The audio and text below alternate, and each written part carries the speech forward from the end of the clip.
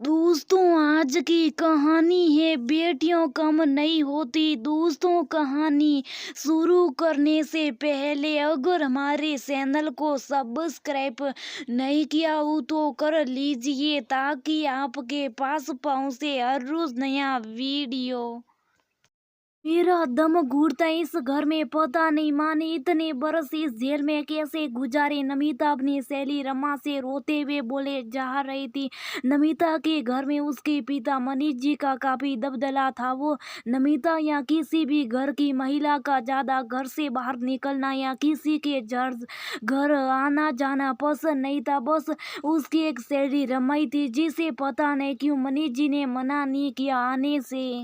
नमिता रोए जा रही थी और रमा सा बस दिलासे ही दे पा रही थी। बस रमा, बहुत हुआ, मेरा ग्रेजुएशन पूरा होने वाला है, कहीं अच्छी नौकरी लग जाए तो देखना, मैं नहीं आने वाली इस घर। ऐसा नहीं बोलते नमिता, अपना घर तो अपना होता है। अपने माता पिता अगर किसी बात के लिए मना करते तो उसके पीछे भी तो कोई वजह होगी। अरे क्या वजह होगी, वही तो जानना है, कभी बताया उन्हें।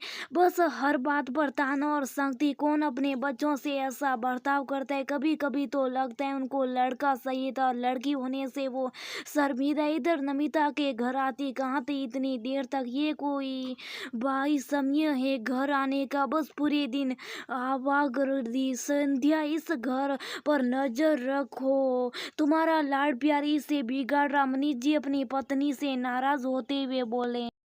आवारा गर्दी नहीं, रमा के पास थी और सभी अभी तो 8 ही बज रहे, कौन सी इतनी देर होगी जो उसको हमको बुरा लग रहा है। बस चुप हो जा नमिता, पापा से कोई ऐसी बात करता। नमिता गुस्से से अपने कमरे में चली जाती हैं और पूरी रात इसी उधेड़ बुन में चलती है कि बस जल्दी नौकरी लग जाए।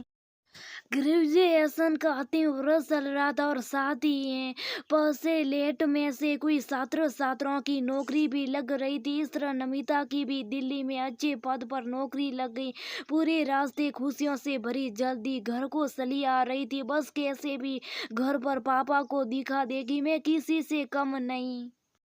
घर पर जैसी नमिता ने बताया, मनीष जी गुस्से से आग बबूला होगी। संध्या तुम्हारे कहने से पढ़ाई करा दी और अब क्या बेटी के पैसों को खाएंगे। बस यही दिन देखते रह गए थे, क्यों बेटी नौकरी नहीं कर सकती। मैंने पढ़ाई घर पर बैठने और सुलह का संभालने तक को नहीं की थी।